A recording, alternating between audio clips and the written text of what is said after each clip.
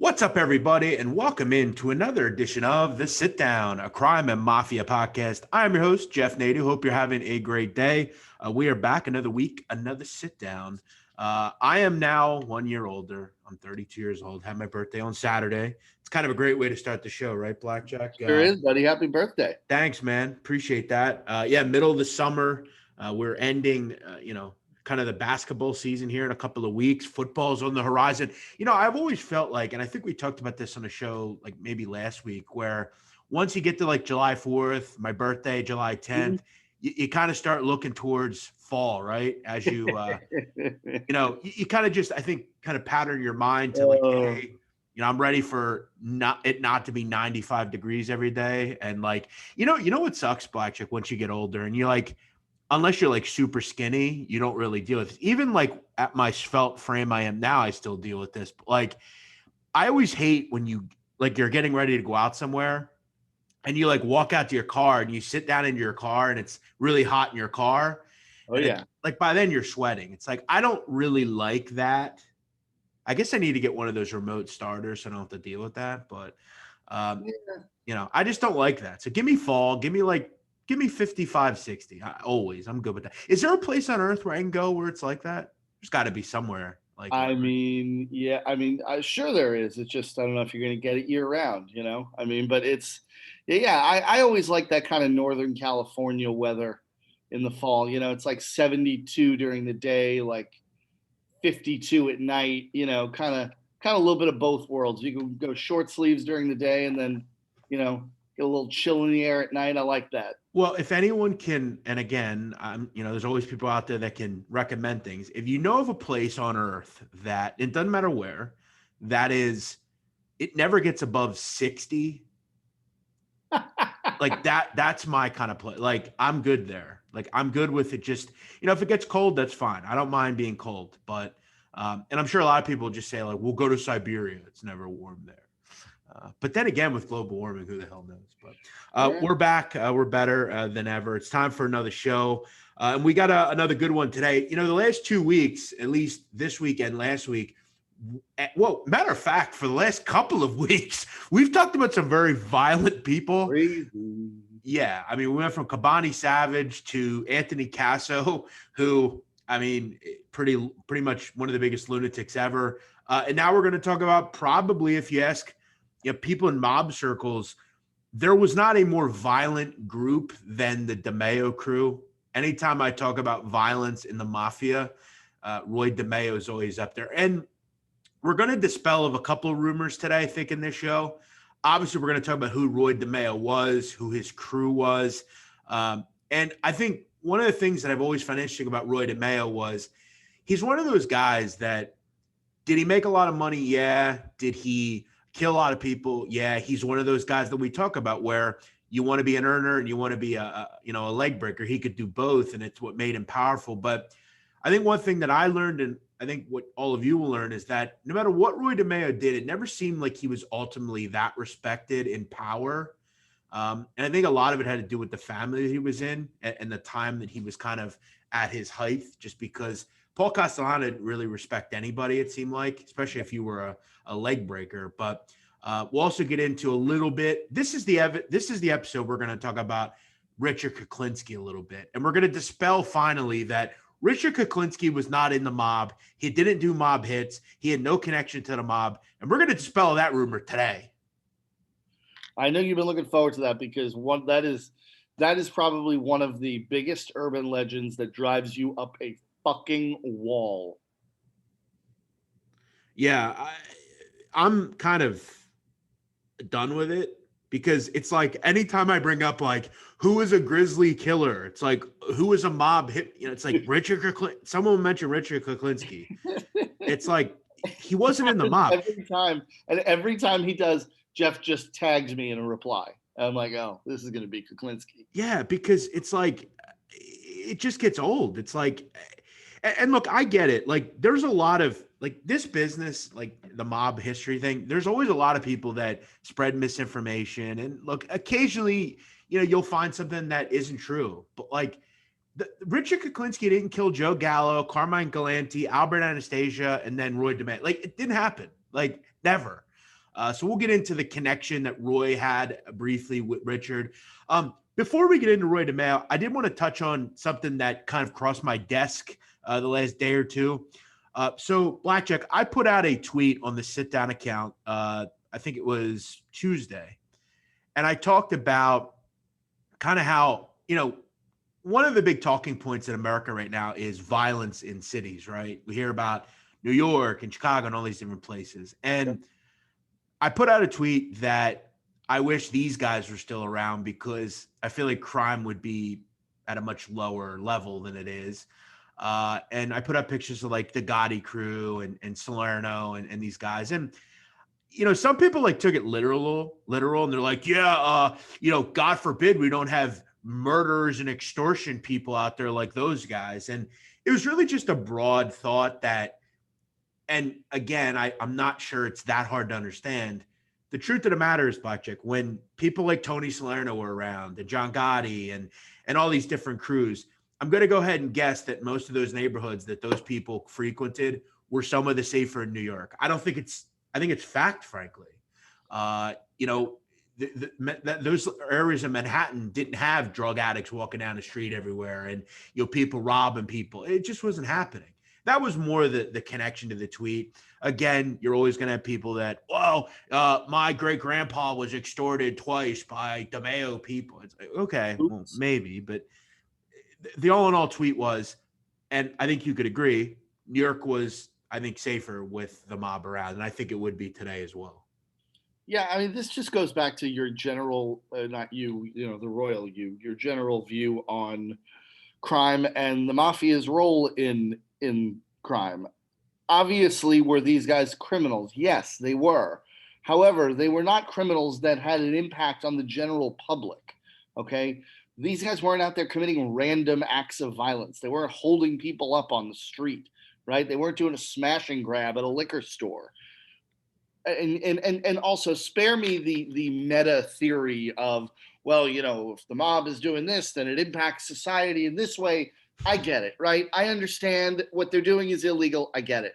But yeah, your point is well taken. When you have a crew of these guys that, is posted up on the club at the corner, yeah, no one's fucking around that neighborhood. You're just not. And again, like, yeah, the general public, yes, you were probably safer with them around than without them because they were no threat to you. For sure. And look, I know there are areas in New York that the mob are not in. And look, like East New York in the 80s, the mob ain't going to keep East New York safe.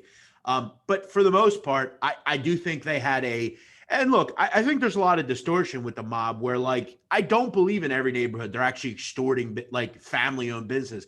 You go up to places like the Bronx. Anybody that lived in the Bronx in the 70s, 80s, and the 90s, they'll tell you that the mob had a good connection in the community. They were doing things in the community. They were keeping the community safe.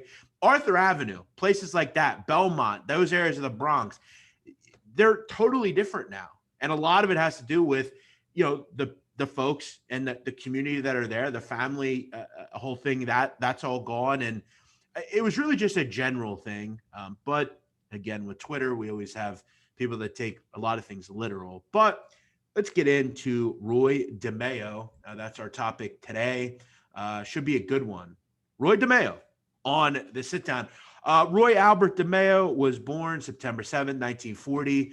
He was born in Brooklyn, New York. He was from an area called the Flatlands.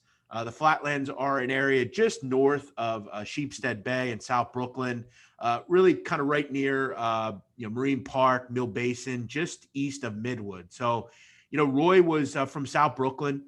Obviously, if you know anything about the mob, a lot of connections to the mob. He was born to a working class family, Anthony and Eleanor DeMeo. They had 3 boys.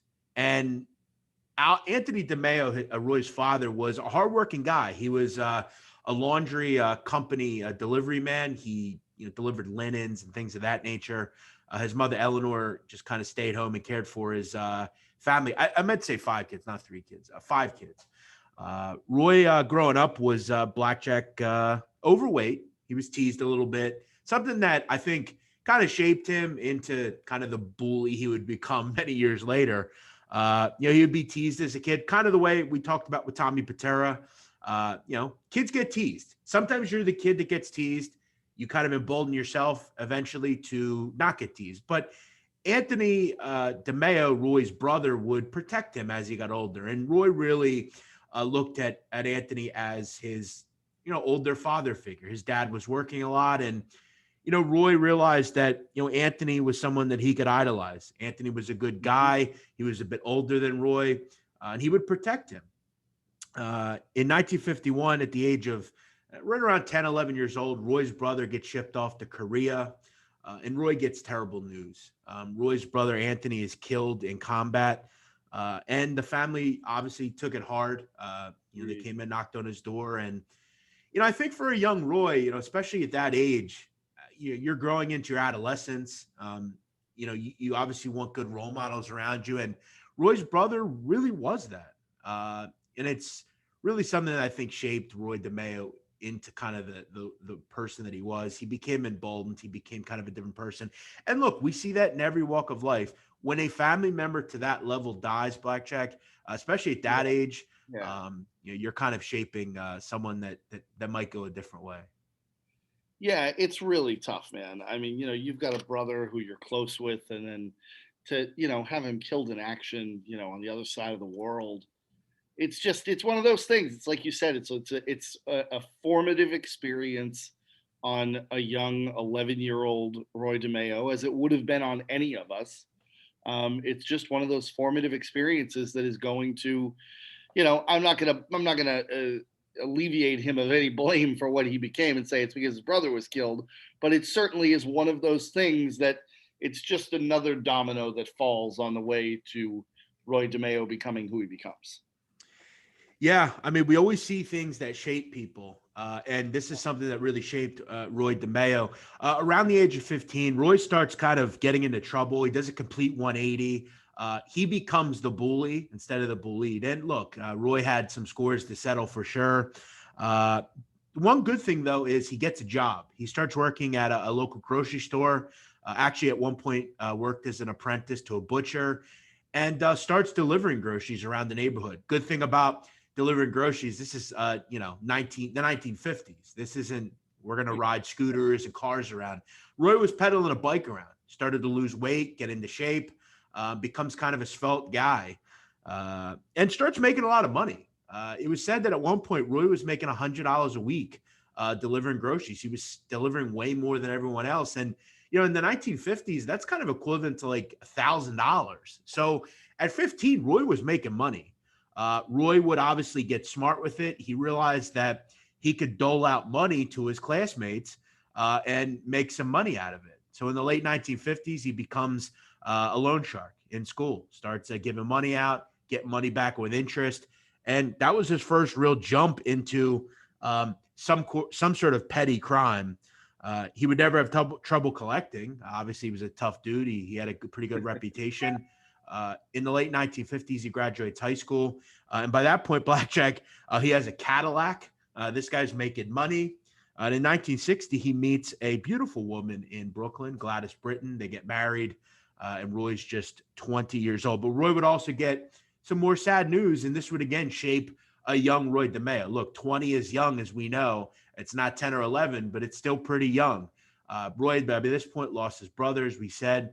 In the late 1960, Roy's father would die of a heart attack. So this would kind of shape Roy from a family standpoint as well, because it would, in turn, have his mother leave the country. She decides, my husband is gone, my kids are grown, and I'm going to move to Italy. I'm going to move back to Italy. So Roy really didn't have much of a family outside of that. So he didn't have much of a family by the age of 20, outside of his wife and young children. Yeah, I have tried to understand what the mother did here with moving back to Italy, and I can't get my head around it. Well, I think she probably could, BlackJack, just said, you know what, like, I probably have close family, maybe brothers and sisters in Italy. I don't have a lot here. Roy probably said, you know what, go do it. But I mean, Jeff, I'm not saying that maybe he didn't say that, but you've got to kind of wonder, like, you've got a kid now who is 20 years old. His older brother is dead. His father has just passed away. you're going to go and take his younger brother and move to Italy.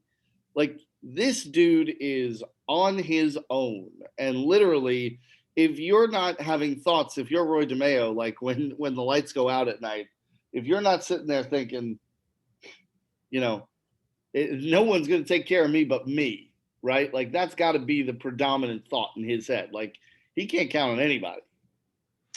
Yeah, for sure. And again, we don't, at the end of the day, maybe he at this point kind of said, you know what, mom, go do your thing. I'll send you money over. Roy was making money at this point. So I don't know. It's definitely concerning. But you're right. He had kind of lost his family. He had his wife though, and they would have some kids. Around this time in the early 60s, Roy would meet a guy, Fred Denome. Denome was a mechanic in the neighborhood in Flatlands. He was a low-level associate in the Lucchese crime family. He did a lot of things, but one thing Denome was good at was stealing cars and kind of flipping them, to other groups and making money off it. He could chop cars. He had a garage, and the Flatland Canarsie faction of Lucchese's. That's kind of what they dealt with. They dealt with stealing cars and flipping the products and flipping the parts and stuff like that. Around this time as well, as I said, Roy would have some children, including his son Albert. So, Roy was making good money. He actually moved his family out of Brooklyn and into Long Island. One thing that can be said about Roy DeMeo, and we're going to talk about how demented and evil Roy was in his work life, but in his private life, Roy was always said to be a great father. He would like I said, move his kids out of Brooklyn. He didn't want them to kind of grow up the way he did, wanted them kind of away from the life. I'm sure he probably saw associates of his kind of maybe bring their kids into it. He didn't want that for his kids, and he didn't want them to deal with that. So he moves them out to Long Island, to Massapequa. And around this time is when Roy meets kind of someone that would change his life forever. Roy meets, he's hanging around at a bar, Phil's Lounge in Brooklyn.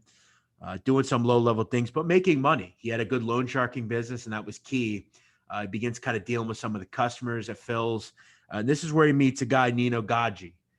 Gaggi was a soldier in the Gambino crime family, and he kind of took a liking to Roy. Says, hey, look, you got this fledgling loan business in Flatland. You're doing things. You could make a lot more money and be more successful if you come kind of get associated with somebody. Work for the Gambinos, work for me. And this was a great thing for, I think, both of them. This would elevate Roy. This would get him into a fledgling life of crime, make him more money, expand his loan business and into other things. But what it would also do for a guy like Nino Gaggi was smart. Gaggi realized, hey, I have to up my coinage as well in the Gambinos, and this is how I kind of build my crew. This is how I become a capo. This is how I elevate myself. So everyone's prospects, BlackJack, were becoming better. And I think Gaggi was smart enough to realize that. Yeah, I mean, I think these two guys were a perfect fit at the right time for one another, right? I mean, if you're DeMeo, you're kind of looking to get your foot in the door. You're making some money now, but I'm sure Roy DeMeo knew that there was a lot more serious money out there for the taking. And like you said, if you're Gaggi, it's just smart business, right? Because now DeMeo owes you. He's kind of indebted to you. He's going to work for you. It boosts your stature. It's a win for everyone, man. I mean, good decision by both of them. Yeah, it really was. And, DeMeo also quickly realized that with his expanding business, he almost needed to create a little group of his own, a crew of his own. Because as powerful and people that make money in the mob, they realize if I just stay a soldier by myself, I'll do okay, but I got to look for more. And Roy and Nino would realize that. Roy would kind of first meet one of his crew members in 1966. He was at a gas station in Canarsie where he gets connected with a young hothead, Chris Rosenberg. Rosenberg was a Jewish kid who, grew up in an Italian neighborhood. He was Jew only by name. He acted Italian. He pretty much was Italian. He was only 16. He was selling a lot of weed. I kind of look at him like, if you've ever seen Bad News Bears, Kelly Leak, kind of like that kind of character, like just a hothead kind of. He was always kind of doing crime and shit that he shouldn't do. And DeMeo kind of finds this Rosenberg and says, hey, Why don't you start taking a little money from me? We could start, dealing weed in bigger amounts. You can start working for me a little bit, and I can expand my operation. So Chris Rosenberg would be a name to obviously remember. Roy kind of takes him under his wing as kind of his protege, if you will, and that's kind of what Roy did. He needed, he wasn't going to involve his own son, so Rosenberg was kind of a perfect kind of complement. By 1970, Gaggi and DeMeo were really starting to align. Roy was paying Gaggi weekly payments and really kind of creating different partnerships. By this point, Gaggi and DeMeo start kind of creating X-rated films. They get into the porn business. And this would create a bit of a problem between DeMeo and Roy kind of later, which we'll kind of get to. By 1972, Roy not only was partnered with Rosenberg and Gaggi, but Rosenberg would introduce DeMeo to several other people that he was doing business with. And this would create the DeMeo crew. Joe and Patrick Testa, Anthony Center, Freddie Denome was involved, his old friend, Henry Borelli, Joe Guglielmo, Vito Arena, and Carlo Perfetta. They would all kind of merge forces, start stealing cars, doing all sorts of things, really expanding the business. And by this point, BlackJack, the loan sharking operation continued to get bigger and bigger and bigger. Roy was funneling money through a credit union that he had a partnership in. He had all sorts of clients, including dentist office, restaurants, flea markets, sportswear companies. I mean, this guy was dealing a ton of money out to a ton of people, and he was making money on all sorts of different fronts. That's the name of the game, isn't it? I mean, you're out here, especially at this young age. You've got a young family to take care of. You're trying to make money wherever you can, man. That's why you're doing this. At the end of the day, is to put money in your pocket. So whatever it takes to do that, Roy DeMeo was going to do it. He was effective at it. Yeah, he really, really was. In 1974, Roy would have some of his first spats with real violence. They were stealing cars. There was a car theft ring that the DeMeo crew had created in Brooklyn. They were working with a guy, Andre Katz. Katz was a Romanian guy that owned a body shop, repair shop, and they were partners in this ring. People began becoming concerned with Katz because they found out that he had voluntarily went to the police and started kind of informing on Rosenberg and other people in the ring.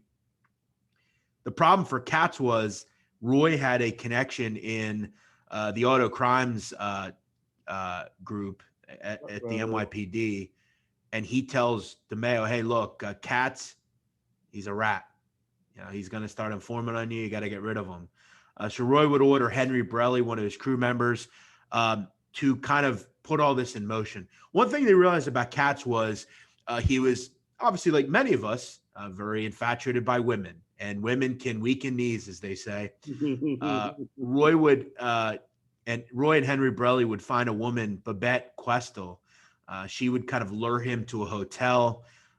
And at that point, they would kind of take care of business. In 1975, she would lure him to a Manhattan apartment. And that was where the DeMeo Gemini method would be created. The Gemini method was taken from, by this point, I just want to kind of throw something in. By this point, Roy had taken over Phil's Lounge. Phil's Lounge, the owner got in to debt with Roy. Roy kind of takes the bar as payment. He turns it into the Gemini Lounge. It was kind of a social club bar for the DeMeo crew. So Roy establishes the Gemini method. He would take this Katz guy to a meat department of a supermarket. He would then stab Katz multiple times in the back with a butcher knife. He would then decapitate Katz. Rosenberg would take Katz's head and basically compact it in a cardboard box compaction machine. They would then wrap the body in plastic bags and put it in multiple dumpsters. The problem they had here, though, was they didn't do it good enough. Katz's legs were seen from the curb of a nearby store by an individual, and it was reported to police. That's a problem. The problem was nothing would really happen, though. They could only identify him through dental records. We know in the 70s there were no legitimate cameras or anything. So this was kind of the first body. And look, the DeMeo crew would become much better at disposing of victims, but this was the first real crime, BlackJack, that they would commit, first murder. Yeah, and Jeff, we talk about these first kind of murders on most of our shows, and I always find it kind of interesting, what the tipping point is, in each case. And I think that for Roy DeMeo, it's pretty clear here that he's he's a guy who's out to do whatever it takes, and he's just nothing is going to get in his way. And I mean, he comes up with this, as you mentioned, the Gemini method would be one of his lasting legacies.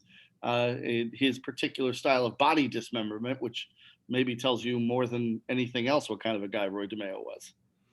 Yeah, the problem that Roy had also, though, in the early 70s was he, was getting into his 30s. He was making money. He was doing things for the Gambino family. He was dependable. He was making money for Gaji. He was kicking up. He was doing everything he had asked to. He had even made his bones, but he still wasn't made. And I think that's something that he kind of wondered about as the 70s went on. I kind of want to, before we get into a lot of the other things that Roy was involved in, I want to talk about the Gemini method, because the thing that Roy was known for was, as the 70s would go on, Roy was the go-to for multiple families, not just the Gambinos. He was the go-to murder crew, him and his people. And I kind of want to take right from the, information that the FBI would learn many years later. The process of the Gemini method, revealed by multiple crew members, was the goal was always to lure an individual to the Gemini lounge. There was an apartment in the back, and at that point, you'd walk in, you'd think you're going to a meeting. Almost instantly, DeMeo would appear with a silenced gun in one hand and a towel in the other. He'd shoot them in the head, and then with his other hand, he would quickly grab the towel and mask it around the head to basically staunch the blood flow, kind of like a turban or some kind of, towel on it. Yeah, like some kind of mask on the head, basically, just to staunch that blood. You didn't want that blood coming out. Almost instantly as well, Chris Rosenberg would come out of nowhere, stab the victim in the heart to prevent blood from pumping out. They would then kill the individual almost instantly. They would strip the individual of their clothing. They would have the hooks above a shower. They'd hang the person upside down for 45 minutes so blood would all drain out. They would then take the individual into a room where there was a bunch of plastic, and they would multiply cut the person up, the legs, the head, the arms, everything. They would then take all of that, put them in cardboard boxes, take them out to garbage dumpsters where they knew the pickup locations and times, and everything would go to the Fountain Avenue dump. Obviously, tons and tons of garbage are being collected. There would be no way of ever discovering bodies in a dump that size. No. And I mean, if somebody ever did discover a body part, tying it back to a particular pickup or dumpster or person would be not virtually impossible. It would be impossible. So a very creative method, a very gruesome and very gory method to dispose of a body, but effective. But again, no body, no crime. And that is the cardinal rule. We do not ever tell anyone to murder people, but generally, and the mob knew this, and this would actually come back to haunt the DeMeo crew years later, and I'll tell you why when we get to that point. If there is no body, there is no crime. For the most part. You're a lawyer, BlackJack. Is that true? I mean, you don't need a body, but it is very hard without a dead body to prove a homicide. I mean, if you think about it, it is the definition of reasonable doubt, right? Yes. How do we know the person didn't just up and leave? Right. Like, that's a legitimate question. People do it. People run away from their lives all the time, right? I mean, how do we know you didn't just up and leave? Exactly. It's the definition of reasonable doubt, and it's incredibly, incredibly hard and incredibly rare to see the government go forward on a murder charge without a body. Exactly right. In the mid-70s, Nino Gaji would call on Roy DeMeo to take care of something else. And this just goes to show you this story. This kind of goes to show you, if you fuck with a mobster, it doesn't matter when it is, they're never going to forget. No. 12 years earlier, again in the 60s, this would be 12 years from 1976. In 1964, Nino Gaggi is out, and an individual in Brooklyn, Vincent Governor, he was a local boxer, him and Gaggi get into it. He gives Gaggi a black eye. For 12 years, Gaggi remembers this and says, I'm going to eventually get that motherfucker back. 1976, he says to DeMeo, look, this guy's got to go. By this point, Gaggi's involved his nephew, Dominic Montiglio. Montiglio was a Vietnam War veteran. He was an up-and-comer. So him and DeMeo say, hey, look, let's go get this guy. I have an idea. Governor was a veteran. He had a lot of like quirks with like grenades and stuff. He knew a lot about explosives. DeMeo says, let's blow him up. Let's rig his car. So they rig his car to a grenade pin, basically. So when he turns the car on, pops the pin. Yeah, pops the pin. So they spot Governor at a craps game. They rig the car. Governor comes out, turns the car on. It blows up, but it doesn't kill Governor somehow. It just like wounds him. Later that year, they would get another shot. This time, they're not going to blow him up. They're just going to shoot him. That worked a whole lot better. And that was that for Governor. So leave that as a lesson. If you ever want to fuck with a mobster, they're never going to forget. It could be years later. And generally, you're not going to hear anything. It's just going to happen. Yeah. By 1975, Roy, and 76, Roy continues to make a ton of money. He's got the car theft stuff. He's got the loan sharking business. And as I said before, Roy and Gaggi would become partners in a peep show prostitution establishment. They were putting out a lot of porn, that sort of thing. But this is where things started to get kind of weird for DeMeo and Gaggi. Roy becomes heavily involved with certain pornography that, and look, some of the things that have said to have happened, I don't believe, but there were pornography that was putting out that was illegal, and I'm not going to get into what they were. Some of which, look, do I think Roy get into like really illegal, bad, terrible, demented things? No, I do not. If you know anything about Roy's family life, it wasn't going on. But BlackJack, Roy was dealing in some porn that you probably shouldn't be dealing in, or you shouldn't be dealing in, bestiality and things like that. Yeah. Gaggi finds out about this taboo stuff and is furious. He basically says to DeMeo, look, stop. I don't, listen, we can deal porn, broads and stuff, but we're not doing that kind of stuff. And if you don't stop, I'm going to kill you. Roy kind of takes it and says, you know what? All right, I won't do it, but still is doing it. The whole Gaggi thing, and this is where the mob, they kind of say, look, I'm going to say I don't want you doing it, but as long as you keep paying me, it's out of my hands. And that's kind of how it was. But, Roy was meddling in some weird shit. And this is where he starts the small connection to Richard Kuklinski. Kuklinski was involved in the 60s and 70s in lucrative pornography movies. And he starts trying to muscle in at one point to DeMeo's stuff. And there was an interaction between these two where DeMeo basically beats the shit out of Kuklinski with a gun and says, hey, stay the fuck out of my shit. And that was the only connection they had. Richard Kuklinski never killed anyone for Roy DeMeo. He never killed anyone for the mob. He was a serial killer. Okay. One thing about Kuklinski that I do believe is stuff that the police and that came out in court. Richard Kuklinski killed just random individuals.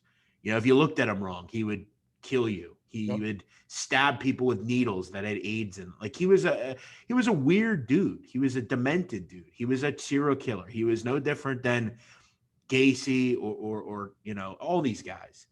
He was a fucked up guy, but he was not a mob hitman. That's who he was. He was not a mob hitman. That's the only connection he had to DeMeo.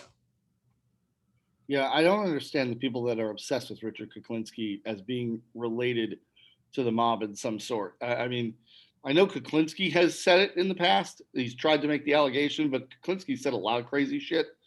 And you're right. Anytime you put a tweet out about, hitmen or dangerous guys or whatever, people will inevitably mention Richard Kuklinski, and it just doesn't fit. I mean, it just does not fit.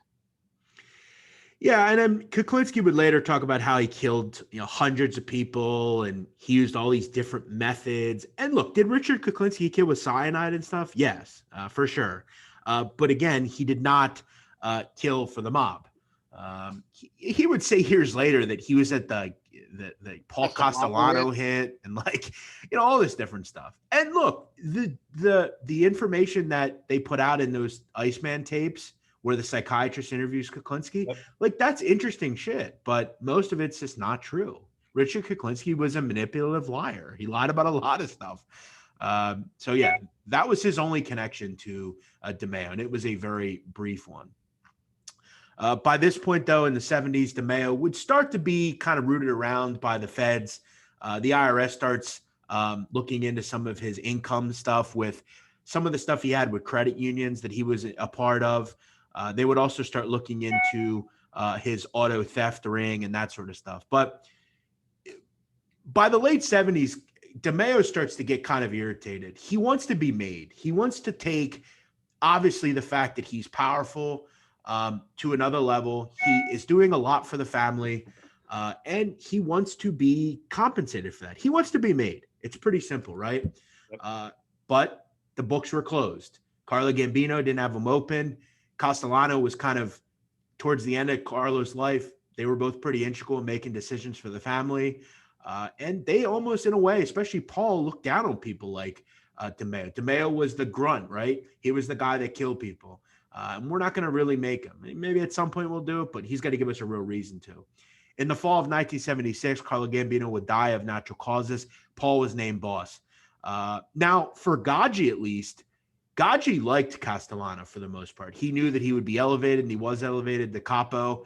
So while Gotti and other people were pissed off about Castellano, Gaggi was okay with it. And in turn, DeMeo kind of got in line and would hope down the road that this would open the books.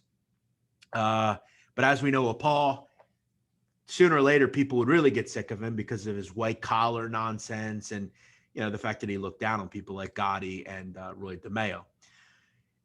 One of the big breaks would come in the late 70s for DeMeo. DeMeo would get his induction into the crime family through something big, through an association that he had. He forms an alliance with a group on the west side of Manhattan called the Westies. The Westies were an Irish-American gang. What was going on was the Westies were starting to muscle into the labor rackets and things of that nature. Construction was booming in New York. And there was a guy that ran the Westies, Mickey Spillane, that was causing a lot of headaches for the mob, particularly Paul Castellano. He was kind of muttering into the Javits Convention Center and really kind of pestering delays in construction. And Castellano was getting sick of it.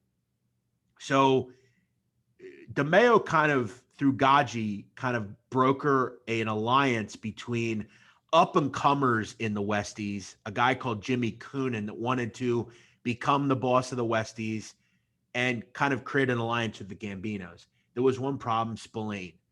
So they order DeMeo to take out Mickey Spillane, the DeMeo crew. That would in turn elevate Coonan, and Coonan would in turn align with the Gambinos. All the construction would get back to normal, and the Westies would have a good connection. And that would also help the Gambinos because they'd have another crew they could go to take care of business. And we'll talk about Jimmy Coonan and the Westies down the road. That was a pretty good partnership for both BlackJack, the Westies and the Gambinos. And Castellano would look at DeMeo and say, you know what? You kind of formed this alliance. This would get you your button. Yeah, I mean, it makes a lot of sense if you think about it. I mean, not only do you get rid of the delays in the construction projects caused by Mickey Spillane, but like you said, you're now getting a cut of the profits from the Westies, which is nice. And Castellano certainly is interested in that. I mean, Paul Castellano cared about the bottom line more than anything else. So that helps. But now you also have access to an outside crew to do work for you, which puts a little bit of distance between the boss and some of these other activities, which at this time, with the Justice Department looking into them very closely, is certainly an advantage to have.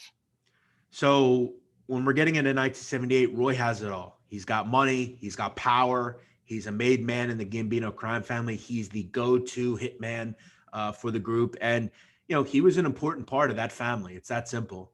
The next series of events that would happen would really begin the undoing of Roy DeMeo and really set him up for a lot of bad things that will go on and really kind of shape his life till the end. In 1978, his crew member, Chris Rosenberg, was doing a lot of drug dealing. He was selling a lot of weed, a lot of cocaine, and Roy, he loved it because he was making a ton of money. They were selling large amounts of drugs. Chris Rosenberg becomes connected with an individual in Florida only called El Negro. Now, El Negro was a big-time drug dealer. He was a Cuban cartel member. Rosenberg gets an idea that we're going to buy drugs off of him. He's our new connect. The problem was Rosenberg had no plans to actually buy them. His goal was get these people up here, we'll rob them and then kill them. Rosenberg was a stupid guy, pretty clearly. The last thing the mob needs, particularly the Gambinos, especially in the Gambinos, because as we know, Castellano didn't want people selling drugs. The last thing they need is a war with a Cuban drug cartel. No. But Rosenberg sets this all up. This El Negro guy sends his, I believe, brother and girlfriend up to handle the deal.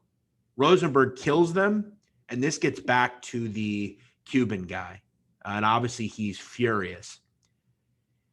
DeMeo becomes known to this drug deal that, hey, this isn't good. DeMeo goes into hiding, if you will. He goes out to Long Island and realizes he's got to figure this out. And he knows that Gadji's going to come to him and say, Rosenberg's got to go. And Rosenberg had to go. This was completely ridiculous. This was an idiotic move. This was reckless. And it was going to probably be a downfall if Roy didn't handle it. But Roy becomes more and more paranoid. And his son, Albert, would talk about that years later, that Roy becomes more and more paranoid. He's always looking out of the window. He's in hiding. He's worried about Cuban hitmen coming to find him, like in Scarface when Tony Montana crosses Sosa, right? Yeah, kind of. So Roy's looking out his window one day, and just by sheer chance, he sees a kid outside of his house that, according to Roy, looked Cuban. So Roy assumes this is a hitman, okay? He gets in his car and starts pursuing this individual. The guy gets spooked and sets off this crazy chase. And by the end of it, DeMeo and his crew member, Joe Guglielmo, kill this guy. So they get to the hitman before the hitman gets to them. The problem was the hitman was not a hitman. It was actually a college student called Dominic Rigucci. Rigucci was in college. He was working as a door-to-door salesman for a vacuum company. And there are three levels to DeMeo's life that I think really fucked him. Yeah. His father and brother dying, and this. There was one thing about Roy DeMeo. He didn't kill innocent people. No. People like Anthony Casso would and others, but Roy had a staunch thing. I'm only involving people that are involved in my life. I don't take any of this shit home. And according to Albert DeMeo, Roy's son, this shattered him. He, in a fit of rage, killed an innocent person. And he was stalling, man, at the end of the day. He was stalling. He would say, Albert, that his dad would be in his den for days after this. He couldn't get past it. And Gadji was infuriated through this because an individual died because you stalled and didn't kill Rosenberg. The Cubans wanted proof of death. They wanted to know Rosenberg was killed. Roy didn't want to kill Rosenberg. He was sad. That was like his son. But innocent victims were dying, and Gadji basically says to Roy, you got to stop fucking stalling. Kill Rosenberg, or we're going to have to deal with you. It's that simple. On May 11th, 1979, Rosenberg would be asked to report to the Gemini Lounge for a meeting. Shortly after his arrival, one single bullet was pumped into Chris Rosenberg's head. He would fall to his knees, but he wouldn't be killed. Weirdly, at that point, the usually ice cold DeMeo kind of shook and said, "I don't know if I can do this," in his head. At that point, Anthony Center would pump 4 bullets into Rosenberg, killing him instantly. And this would be something that would shape the whole thing, because Rosenberg was now dead, but the Cubans needed a proof of death. So they couldn't chop him up and throw him into a dump. The DeMeo crew would have to obviously throw him out on the middle of the street, and they wanted to have it public, right? The murder had to be public. And this would, down the road, fuck the DeMeo crew. But Rosenberg had to go, and innocent people died because of it, due to DeMeo's kind of sitting on his laurels a little bit. Yeah, I mean, you understand it to some extent, right? I mean, Rosenberg was so close to DeMeo for so long, such an integral part of his kind of rise and ascension within the family, that yeah, it's not something you want to do. But at the end of the day, those are the rules, man. I mean, you get the order, you got to do it. He hesitated and wound up killing an innocent person, which, as you said, really kind of tormented him. And then right on the heels of that, he has to kill this kid who he thought of as like you said, as a son, and publicly dispose of his body. I mean, that's enough to fuck with anybody's head. Yeah, it did. And they took Rosenberg's body, left it on the Cross Bay Boulevard, right near a wildlife refuge, and it would later be found. Albert DeMeo, Roy's son, would later say that the Rosenberg murder would affect his father deeply, and quote, "He went into his study room and wouldn't come out for 2 days." It was like losing a son. But Rosenberg was out of pocket and had to go. It would only get worse as Roy would continue to expand his car theft ring. It would also become on the purview of the FBI. Roy was shipping cars overseas, became a huge operation. He was getting multiple people involved, and the FBI started to take notice. They would start to jam up old partners of Roy's, and that would become a concern, because people like Vito Arena and Fred Denome were integral parts to those car theft rings, and they'd become a problem for Roy. In 1979, Roy would have an interesting connection to another episode that we did. If you remember Louis Eppolito, who was the mob cop that had mob connections, Roy actually ends up killing Louis Eppolito's cousins after the cousins find out about the drug dealing that they're doing, and they go to Paul Castellano. Roy gets wind of it and kills both of those two. So kind of an interesting connection there. But the FBI was kind of breathing down the necks of Roy DeMeo and the DeMeo crew by this point. It was hard to kind of get past what was going on. And this also started to kind of bother the Gambino crew. They had assumed also that DeMeo was kind of getting too hot. He was getting too reckless. There were too many things that were becoming public. And as we know, you don't want to be public in the mob. The FBI was investigating them, and people in the family started talking. In an FBI bug of the home of Angelo Ruggiero, they pick up a conversation that Ruggiero has with Gene Gotti, Gotti's brother. Yep. And they were talking about that Castellano wanted to kill DeMeo, but that he was having a problem doing it because nobody wanted to take the job. People were scared. And that just kind of shows you how dangerous Roy DeMeo was. Frankie DeCicco would sooner take the job down the road, but he would also mention that he didn't know if he could handle it either. And that probably the only people that could kill DeMeo were his own people, which kind of would, come to roost later. Albert DeMeo, Roy's son, would continue to detail later about Roy's paranoia. He would always have a shotgun concealed underneath a jacket that he would wear. He kind of knew that time was ticking, right? And time was indeed ticking.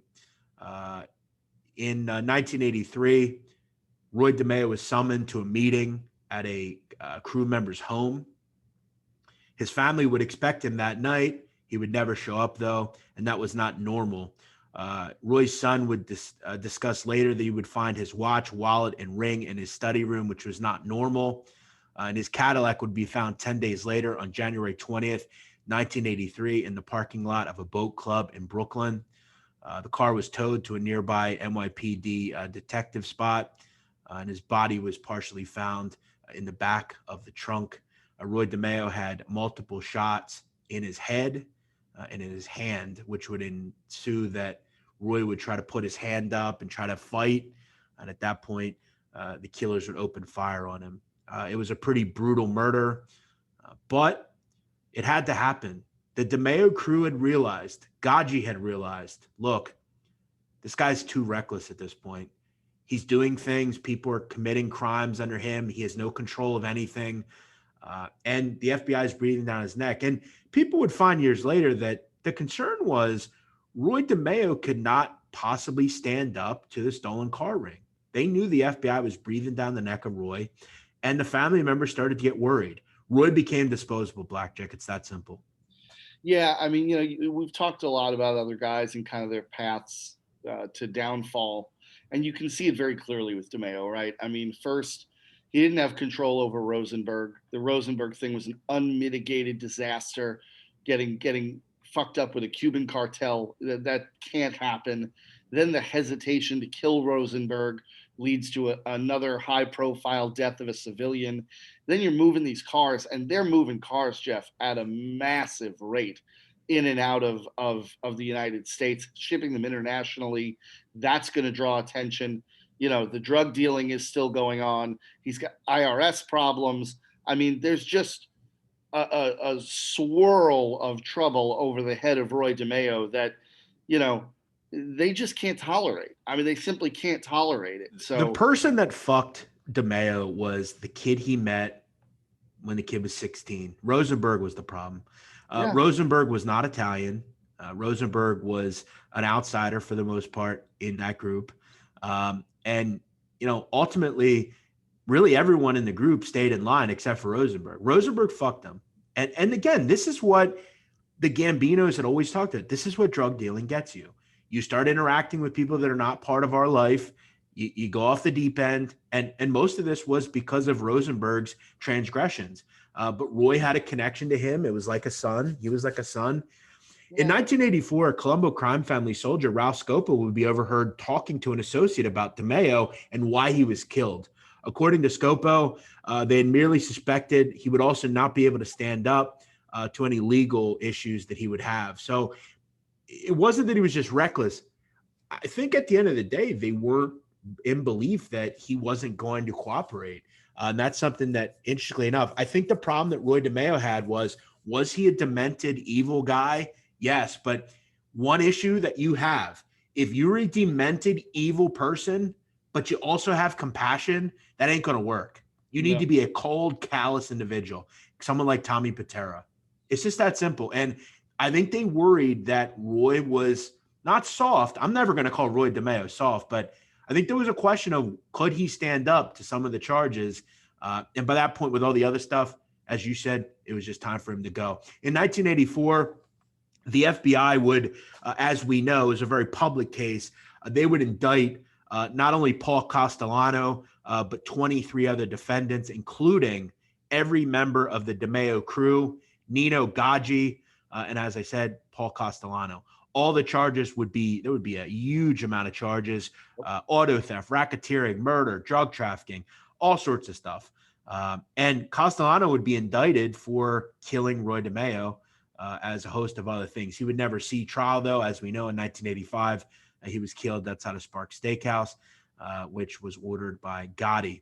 After Castellano was killed, Gaggi would be the lead dog in that case. He also, though, would not face trial because he would die as well of natural causes. In 1986, 6 members of the DeMeo crew would be found guilty, including Henry Borelli, who would be found guilty of 2 counts of murder, and other individuals as well. In 1989, Anthony Center, Joseph Testa, and other people involved in the DeMeo crew would also be connected and charged with murder, including 9 additional murders.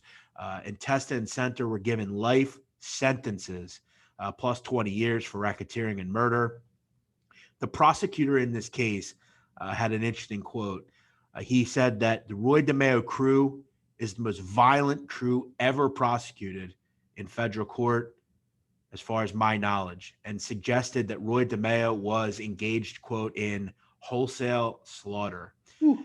It was said at one point by the FBI that there were up to 200 individuals that the DeMeo crew killed. Now, as far as the list of proven murders, it's about 46, which is a lot. Still quite a bit. A couple of them would include Andre Katz, who we talked about, Vincent Governera, Mickey Spillane, the Eppolito cousins, all sorts of individuals, informants, innocent individuals, and the final one, Roy DeMeo himself. A lot of the convictions were secured really in large part to informants like Fred Denome, who was the first person to introduce Roy DeMeo to a life of crime. Remember, many years ago, BlackJack, he introduced him to the car theft ring. He was that mechanic. Denome would flip, and Dominic Montiglio would also flip. Montiglio was the nephew of Roy DeMeo. Montiglio is actually a pretty interesting guy. I know he's an older guy. I would love to talk to him. He's pretty interesting. He's still alive today, as far as I know. Montiglio turned when he learned that there was a contract on his life, and he would later be placed in the witness protection program. Denome was killed in 1984, and according to authorities, it was a suicide. I guess he just couldn't take it. Kind of some interesting things to kind of close with. BlackJack, the Gemini Lounge now is actually still around in Brooklyn. Take a guess at what it is now, the building. The Gemini Lounge, laundromat. No. Surprisingly enough, it is a church. Wow. Somehow. So put that into perspective. The Gemini Lounge, where tens of people were killed, is now a church. Okay. So, look, I don't know if there's anyone that lives in the Flatlands that could go by, and I'm sure they would have to know, right? I mean, they have to, yeah. I mean, that's pretty crazy. We got to go to that church, man. There's got to be some evil spirits in that place. Holy hell! What a weird place. Yes, it's a Pentecostal church. The Purpose Life Church. There you go. Wow. All right. We got to interview those people, man. See if they know. We got to just go. We're going to go up to that place at some point and just. Yeah, we're going to have to make a stop there. Do you know what this place used to be? A breeding ground of murder. Yeah, can we just see the side door? Yes, exactly. As we talked about, Roy had a son, Albert. He had a couple other children as well, 2 daughters. Both daughters are actually very successful people. One was a clothing designer. The other became a doctor, actually. Huh. Roy's son, though, would really take the brunt of his father's misdeeds and transgressions. He would write in a book, which is actually, I read some of it. It's actually quite good. It's called For the Sins of My Father. Roy's son would actually have a nervous breakdown right after the book would come out about his father. He would have a lot of PTSD. I've heard some bad things about his son as far as what's happened. And, it's really sad, man, because, we talk about the mob, BlackJack. I don't think glowingly, but we obviously talk about what they've done. We've watched movies about the mob, and I think this will go all in all back to the conversation we had earlier about, glorifying these people in these neighborhoods. But, I think the people that really obviously share the brunt that we don't ever hear about are really anyone that are the families of these people. People like Albert DeMeo, who I don't think ever was really able to have a real life because of the things that his father did. I think he obviously looked at his father as a great dad. He would talk about the fact that his dad would always be at events. He would always tell his son, go be something. But Roy's kid, as he got older, would read. He knew who his father was. I want to just share a quote from him that he wrote in the book. I grew up in a very normal household. Now I read all this stuff about my dad and it really upsets me. This was cathartic. I went into this book with noble intentions, but I now realize that I can't fix my father's image. He did kill. I know those things. I can't fool myself, but I can show that there was another side to him, a father who always took care of his family. And, whether it's the Gotti children or, Linda Scarpa or any of these kids that have kind of in turn maybe had to deal with the sins of their own father. Um, I think Albert DeMeo, I've always felt most bad for because Albert DeMeo, really outside of a book, I don't know that he ever wanted to try to make money off of his father's crimes, but I think he truly wrote the book because he had good intentions and that, he just wanted to tell his story. It's really kind of sad that he's kind of had to share the brunt of all this stuff. Yeah, I mean, listen, that is the hardest part with a lot of these guys, right? Is the family stuff because, as you mentioned, and I think it's particularly hard in a case like DeMeo because it does seem like he tried to have a normal family life. You mentioned he tried not to bring it home with him. He wasn't interested in, going out with civilians. Trying to do harm to civilians. So yeah, to his son, who probably looked at him like he was, a superhero at times. Yeah, you can logically in your mind reason and rationalize, okay, my father was this outside the home, but he was this in the home. But at some point in your heart, man, that just doesn't add up. It doesn't compute. And you're always going to have this struggle that, I can't imagine what that's like to live with. It's a god awful thing. Yeah, it really is. As I said, throughout the DeMeo crew's reign, they killed a lot of people. They're known as, the most violent crew in the history of Cosa Nostra. It's that simple. I mean, you put them right up there. I mean, Murder Inc. Obviously, that happened, many years ago in the 30s. But this was, for sure the most violent group. Whenever you're going to talk about, those hypothetical questions, if you could have one group to kill for you in the mob, who would it be? The question's always either, or the answer is always either Roy DeMeo or Tommy Patera or, Greg Scarpa. Yeah.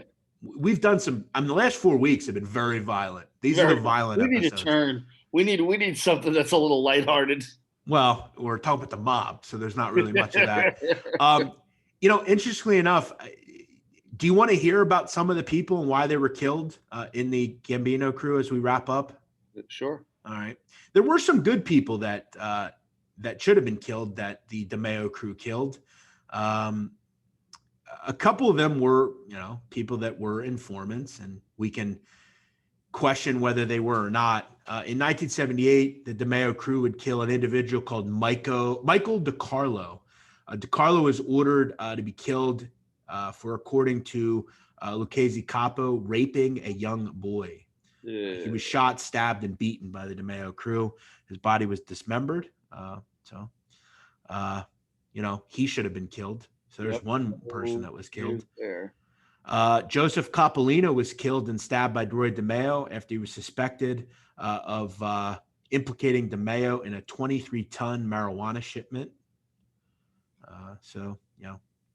A lot of people were killed for very different things. Oh yeah. One other one, Joseph Scordi, was killed in 1978. He was shot and bludgeoned by a sledgehammer from Vito Arena and Richard Denome. After refusal to join Roy DeMeo's auto theft operation, his body was put into a concrete-filled barrel and dumped off a pier. Arena was sentenced to 18 years in prison for that murder. So when we start talking about the very terrible things the mob did, this is one of them. Killing people that just don't want to play ball. Yep. And this goes back to the violence they did. So there you go. Roy DeMeo and the DeMeo crew. A fascinating look at the most violent crew in the history of the mob. There you go. The sit down. Another week, another dollar, another great episode. BlackJack next week, we will delve into another OC individual, an organized crime individual. Who it's going to be, you'll never know. I'll tell you what, we got to get a little. Maybe we'll do an earner next week. You want to do an earner next week? Yeah. That's what we need, a money guy. Let's do a money guy next week. Let's do, maybe we'll do like Meyer Lansky or somebody. Yeah, there we go. Violent, definitely did things that he shouldn't do, but not like this. not as violent. I mean, listen, last 4 weeks, these are who we've done.